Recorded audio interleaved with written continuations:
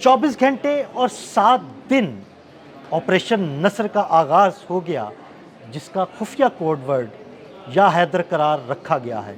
यानी इसराइल में अगले 7 दिन ईरान की जानिब से क़यामत बर्पा की जाएगी। इस ऑपरेशन के हवाले से आमिर रज़ा से बात करते हैं। आमिर भाई, ऑपरेशन नस्र नाम रखा गया है या हैदर करार उसका खुफिया कोड वर्ड रखा गया है, नया ऑपरेशन शुरू कर दिया गया है। इस वक्त इसराइल में क्या तबाही मची हुई है? देखिए, सबसे पहली बात तो यह है कि ये ऑपरेशन शुरू क्यों किया गया है। शुरू किया गया है लेबनान पर, क्योंकि लेबनान के हवाले से इसराइल ने एक टाइमलाइन दी है कि अगले 6 से 7 दिन में वो लेबनान के अंदर जो है अपनी जो फौजें हैं उनको बेरूत तक लेकर जाएंगे और बेरूत अगले 7 दिन के बाद इसराइल का हिस्सा होगा। इसके बाद हैदर करार के नाम से, क्योंकि ये हज़रत अली करमल्ला वजह के नाम पर उनका लक़ब है हैदर करार, और हैदर का मतलब शेर होता है, और शेर भी जवान शेर को कहते हैं। और उन्होंने ही क्योंकि खैबर को फतह किया था यहूदियों के किला, तो इसीलिए इस ऑपरेशन का नाम हैदर करार रखा गया है। 7 दिन की टाइमलाइन दी गई है। अगर आप इस्माइल बकाई की बात सुने, जिसने अभी अब से कुछ देर के पहले जब ये व्लॉग करने लगे थे, कुछ देर पहले ही उन्होंने कहा कि अमेरिका और इजराइल एक हैं। इन्होंने एक साजिश और चाल के तहत जो है ये सारा काम किया था। असल मसला इनका यह था कि हमें मुज़ाकरात में उलझाया जाए और लेबनान पर जो है कब्ज़ा किया जाए। हाँ, उनका ये कहना था कि इसराइल की ये जो सारी कार्रवाई है ये अमेरिका की आशीर्वाद के बगैर नहीं हो सकती। इस्माइल बकाई ने अब कहा, पिछले 6-7 दिन से ये बात कह रहा हूँ कि असल में लेबनान पर कब्ज़ा करना है, इसीलिए इस ऑपरेशन को शुरू कर दिया गया है और अमेरिका को इसमें मुलव्वस कर दिया गया है कि अमेरिका की आशीर्वाद से डोनाल्ड ट्रंप ये ना कहें कि मैं मुज़ाकरात करना चाह रहा हूँ, अमन करना चाह रहा हूँ और ईरान ने इसराइल पर हमला किया है। उन्होंने कहा कि अमेरिका की आशीर्वाद, अगर अमेरिका आज हाथ उठा ले, इसराइल की क्या ज़रूरत है कि वो किसी मुल्क पर कब्ज़ा कर सके, हमला कर सके या किसी लोगों को नाहक जो है उनको शहीद कर सके। ईरान उसके लिए अकेला काफ़ी है, लेकिन अमेरिका की आशीर्वाद है जिससे इसराइल जो है वो अपनी क़ुव्वत जो है वो लेबनान में दिखा रहा है। लेकिन अब उसको हैदर करार के नाम से शुरू होने वाले, आज से ये शुरू होगा। नाम बहुत अच्छा रखा है आमिर भाई, ज़बरदस्त। वो नाम इसी तरह रखते हैं, जैसे उनका एक मिसाइल है उसका नाम है या अली, बिल्कुल खैबर शिकन, बिल्कुल ऐसे। देखें इसी तरह से रजब 27। ये नाम ऐसे हैं, खैबर शिकन या अली, जिन्होंने यहूदियों के खिलाफ खैबर का किला फतह किया था। तो ये इसीलिए ये नाम दिए जाते हैं ताकि इनके दिलों में हज़रत अली करमल्ला वजह की जो धाक है वो आज के दिन तक बैठी हुई है। इसीलिए इस ऑपरेशन का नाम हैदर करार रखा गया है और ये 7 दिन की टाइमलाइन सिर्फ इस सूरत में दी गई है, अगर आज IDF लेबनान को खाली करना शुरू कर दे तो ये ऑपरेशन नहीं होगा, जो कि मुमकिन नज़र नहीं आता है। तो अगले 7 दिन में ईरान जो है इनकी बैंड बजाने वाला है। ईरान के नए मिसाइल जो हैं वो बन चुके हैं, ईरान के नए मिसाइल सिटीज़ बन चुके हैं।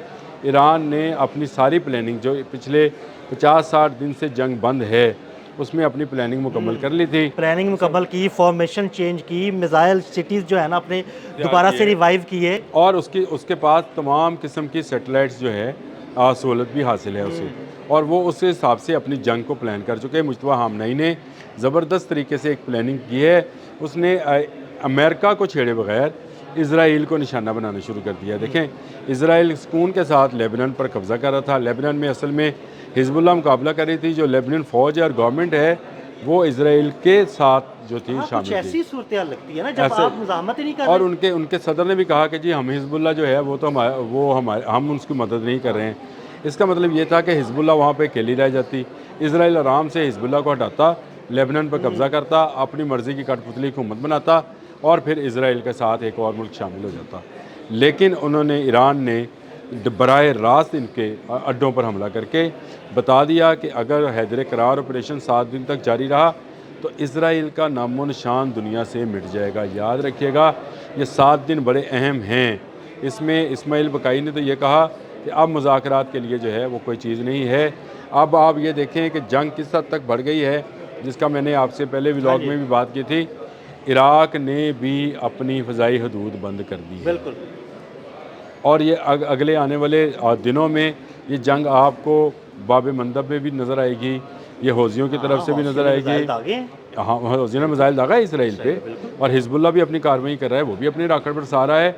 इसके साथ साथ जो नए मिसाइल वो भेज रहे हैं मैं अभी इजरायली मीडिया अखबार है उनका वेबसाइट देख रहा था।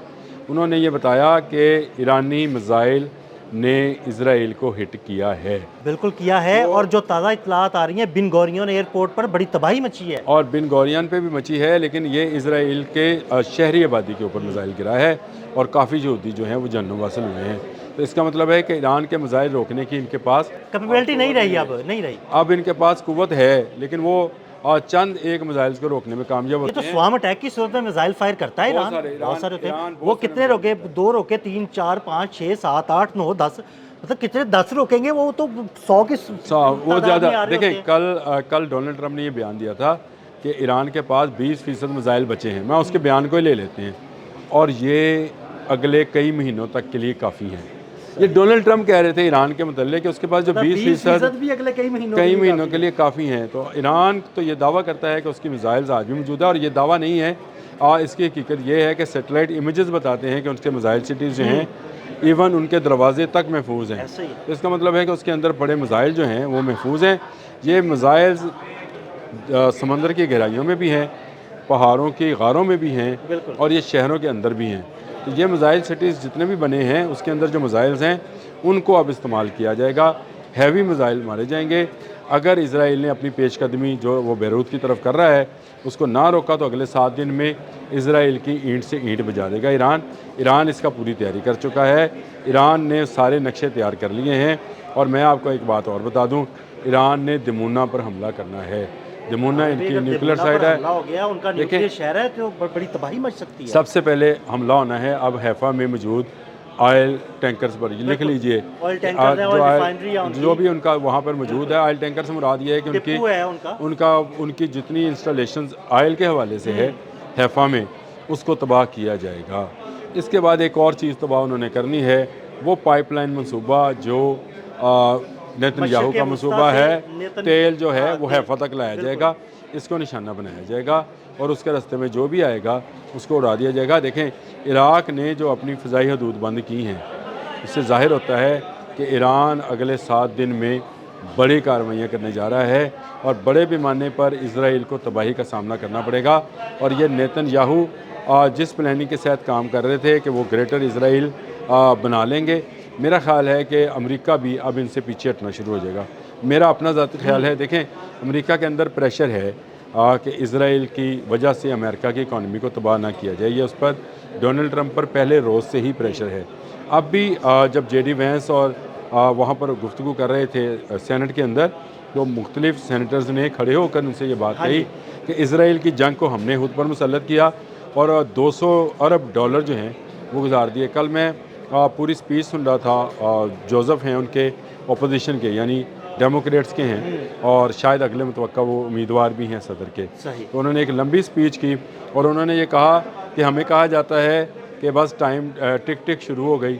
वो अपना अंग्रेज़ी में बता रहे थे, बस ईरान करने वाला है, बस उसने कहा 100 डेज़ गुजर गए, ना ईरान में से आप 4 दिन के अंदर रजीम चेंज कर सके, ये उसका ऑपोजिशन ना झुका सके, ना झुका सके। और जितनी टाइमलाइन कहता है, जितनी टाइमलाइन दी, वो हंस रहा था कि जितनी टाइमलाइंस दी सारी की सारी आप एक पर भी पूरा नहीं उतरे, और इसके बावजूद ट्रंप बड़े फ़ख्र से कह रहा है कि हम जंग जीत गए हैं। आप जंग हार गए हैं। और 200 अरब डॉलर इस कौम का, वो जो अमेरिकन सामने बैठे थे उसके बारे में कह रहा था। मैं कहता हूँ इसके अंदर अपना इतना प्रेशर है कि ये भी अब इसराइल से कह रहा है कि बाज आओ।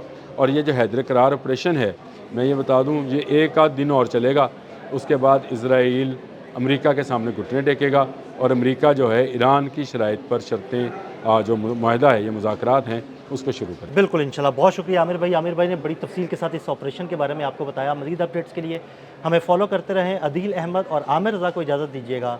अल्लाह हाफ़िज़।